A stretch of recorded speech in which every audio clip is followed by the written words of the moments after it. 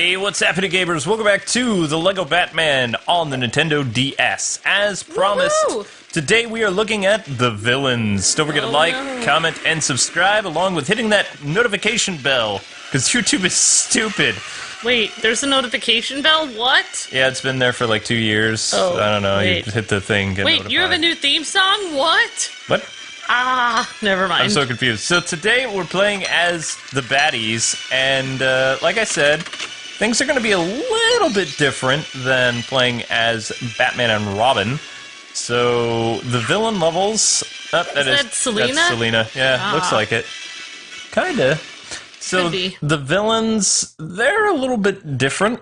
Okay. And since we've already seen the story... the cutscenes are pretty much the same. We're just going to skip through these a little bit quicker. So, you have the villains hanging out. Riddler comes in with his master plan. Hey, what's up, guys? Riddle me this, Batman. Alright, guys, pay attention to my plan. Two-Face really dropping the coin there. And, still showing his plan. See, I mean, it's more or less the same cutscenes that we've seen. That's right, Zelda. Alright, so he wants to break into the bank. Or the gold depository, or whatever you want to call it. And Clayface is like, I don't get it. Riddler's like, you're dumb and I hate you. Look, gold. Oh. Yay. But we need to get to this island, so we need Freeze's thing to make a bridge, see? Oh, no. Yep. And then we're gonna walk across. All four of us. But then we'll need Ivy. And she'll have to use her plant spores so that we can get up the cliff. And Clayface, we need you to get the key. And here we are, all opening the door together and enjoying the gold. That's even a great plan, Riddler. You know, the rest of you are all going to end up being locked up. So, okay, we have to go get the key first, and we need Clayface's immense strength. So Riddler's the mastermind. Which is odd, but yeah. Well, I mean, doesn't he have to be smart to think of riddles? He has the entire... Wouldn't you think Two-Face would be the mastermind, though? He was in the Batman Forever movie. Or was he? No, he was just like kind of the stupid sidekick. Well, I mean, a lawyer. He was Harvey Dent. Lawyers are smart. I don't know. They made him kind of crazy, though. Or if he lost his mind completely, then he wouldn't be smart anymore. What would a Billy D. Two-Face be like, you know? I don't know. Apparently, the only person who knows that would be Billy D. Williams, because I think he had an idea of what he was going to do, and then he was like... But he overplayed everything. I didn't really see a difference between his Two-Face and the Batman Forever Two-Face, because the Billy D. Two-Face that we finally got to see was in the Lego Batman movie, and he has 2 lines. Yeah, I know. And they sound like he's doing Tommy Lee Jones. It's like, what? They probably, like, made him do that. No, I don't think so. Maybe there was going to be no difference between how Tommy Lee and Billy D. did their thing. Yeah, except for a different person. Yeah. That's the only difference. They look totally different, but I was... kind of hoping for more like a Lando type Two-Face, you know. Lando Two-Face. Lando swagger, you know. Wow, Luke. I just don't know what to say about this. He was very charming as, you know, we don't comment on spooks and goblins, you know, so I mean, yeah. Yep. Ghosts and goblins, sorry, not spooks. Took me a while to remember the quote. But he was... What was that quote from? It was from the Batman. Oh, okay. Sorry, all right. 89 Batman. Oh, okay. All right. I'll have to watch it again. You know me. I didn't watch a lot of the... It's hard for you to even get me to watch any of the Keaton Batman. I don't even know how I feel about... Or Burton Batman, whatever it is. Ben Affleck calling his new movie The Batman. When I think of The Batman, I think of that 2004 show. The Batman, wow. When I think of the Batman, it's Keaton. Yeah. Yeah, totally. Why can't they think of other names? I don't understand why they have to make everything so... Because all the good names have been taken. Why couldn't you make like a cool thing like Batman Mask of the Phantasm was a cool name? Why couldn't you think of a name like that? Like something creative. Batman v Deathstroke. Instead of the Batman in real life. For reals. You know, the real Batman. I'm totally serious here. It is Batman. Batman, but 20 times cooler. Batman with spikes in his name. I don't know. No, the Batman just doesn't work for me. I feel the same thing about Logan, so that's just me. Batman Vengeance. Why don't they name it Bruce? Batman Wanted. I don't know. Yeah, that would be cool. Why can't it have, like, because it's just, like, it doesn't really say what it is. Well, we know it's about the Batman. Is There's it, that. Luke? Is it? But no, I feel out of... Well, I mean, there were several things wrong with the Lego Batman movie that doesn't make it the best Batman movie ever. Oh, the Lego Batman movie. I thought you meant... I really enjoyed Lego Batman the movie. That was cool. With the first voice acting of Lego. That was fun. Oh, you're talking about the one with Troy Baker. Yeah. That was cute. I would actually put that... You know what? I'm not going to go there. But that's a direct to... I enjoyed that movie a lot. All right, continue. What were you going to say? Actually, I'm surprised that Warner Brothers hasn't announced any new Lego Justice League or Lego Batman direct-to movies this year. Think of how many things that they took from that movie, though. Why can't I to get make up there? the Lego Batman movie? They took the shark repellent joke from that direct-to movie. But that came all the way from the Adam West joke. First, I know, but still, they had shark repellent with the Legos. It's already been done. That's Anyway, true. I'm just saying. That's true. All right, so Clayface is super strength, Riddler can double jump, and Two-Face blows up stuff. All right, I got this now. I'm not gonna be surprised anymore. I know what's happening. No, you are the Riddler, so I'll pretend I'm Two-Face. It They all had bothered cool me. themes. It's just like, why? So speaking of the next actor to play Two-Face, it's William Shatner. I'm Two-Face. Adam You're West lying. Batman. Nope, I'm You're not lying. lying. I'm not lying. Nope, nope, You're nope. lying. Nope. I can't. No, this is not working. The sequel to Return of the Cape Crusaders is going to have William Shatner as the voice of Two-Face. Which, it's a Lego movie? No. It's a Return of the Cape Crusade movie. What is that? The Adam West and Burt Ward animated movies. Oh, thank God. I thought you meant a serious Batman movie. No! Oh, my gosh. No, the villain in Affleck's movie is Deathstroke. Gosh. I was gonna say, like, oh my gosh, if William Shatner tried to act like a serious actor, that would be so hilarious to try to see. Oh, wait, he did try to be serious in Star Trek. Sorry. Well, I think he'll play a very good Two-Face. Although I hope he doesn't do a lot of pauses. Oh, man. Yeah, why does he talk like that anyway? What character can go across that? I guess he's so full of himself from being Captain Kirk that he has to pause before he says everything. Clayface could walk across that in the he should be console able to do version. whatever he wants. He's toxic. He's Clayface. Oh, whatever. He should be resistant. He should soak up all those toxins. So, we know what happened to the Joker theme from that movie.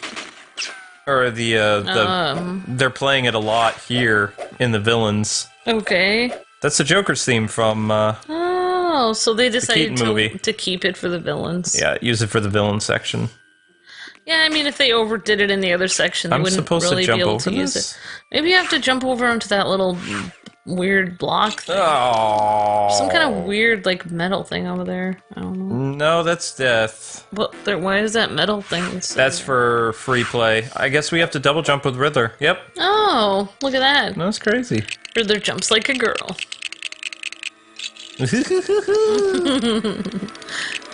Oh my gosh. You think about it, though, a guy who is able to... Well, wait.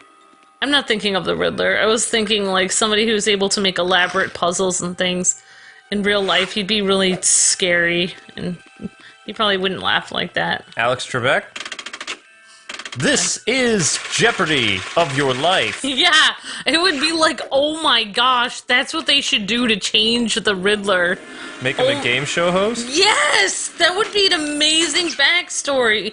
He would be a game show host that had his face burn or something happen with his... Why would you burn the Riddler's face? Right, you know what? His face doesn't have to be burnt. Let's take a step back. He just got fired. Alright, he got fired and he got, like, he had been working for a long time and he thought he was gonna get, like... I don't know, tenure or something. He was gonna get tenure? And he didn't, and like, like somebody that was younger and better looking like replaced him, and I don't know, he just got really angry at the world, and so then he became the Riddler. That would be awesome. Oh man, now I have to see that. Somebody make it happen. Very interesting. That would be awesome. I would like to see Alex Trebek play the Riddler. That'd be fun. I'm kind of surprised by something, though. You know who Two-Face was modeled after in the, he was originally going to be a character in the Adam West show if it didn't get canceled. The villains that were going to appear in the 4th season of the Adam West show was going to be Two-Face and Poison Ivy. They were going to get rid of Catwoman and have Poison Ivy as the female attraction the part. Love interest, or not love interest. Because Yvonne Craig was going to quit. Like, the Batgirl didn't really like a lot of stuff that was going on set. And I believe Eartha Kitt was stepping down, too. This was if the show got renewed on a different network. Oh, right. So they were going to adapt Two-Face and Poison Ivy. And Poison Ivy was going to be a Southern girl. She was going to have, like, a Southern accent. Yep. And actually, they used a lot of these ideas for the Batman 66 comic books, which is the only good thing from DC New 52. The 66 Batman-like stuff has been fantastic, and the very first comic, I believe, is called The Lost Episode, which is based on the original episode that Two-Face was going to be in Season 4. Oh, wow. But the person who they had play Two-Face originally was going to be Clint Eastwood. What? Yep. So why would they get William Shatner to do it? I don't know. He even kind of looks like Clint Eastwood. Oh, really? Oh, wow. Clint probably didn't want to do it. But he was on board to do it before, like back in the 60s, I mean. Yeah, in the 60s. But the only thing that I'm really hopeful of, you know, with the whole Lego Batman movie thing and Billy D, if they were able to get the 66 comics, they need to be able to release the Batman 89 comics. Like, continue the Burton world, but have it with Two-Face as Billy D and Catwoman and Joker and all that other stuff. That would be great. Well, they planned on doing it 4 years ago, and it didn't work out. But now, with the resurgence of Billy D as Two-Face in one universe, and oh my gosh, you know, the fact that that Batman movie is almost 30 years old, and both the Wonder Woman and the Batman 66 series are doing so well, I think they can do another. Alright, I think I know what you were saying, like, when you would want Billy D. Williams to have his own personality, because he's a very charming guy. Whereas the other guy is not a charming person at all. I don't know how he was playing. I mean, he was just an angry, like, in-your-face Two-Face. No, he was insane. Yeah, but Billy D. Williams, I think, could have added some personality to it and heart to it.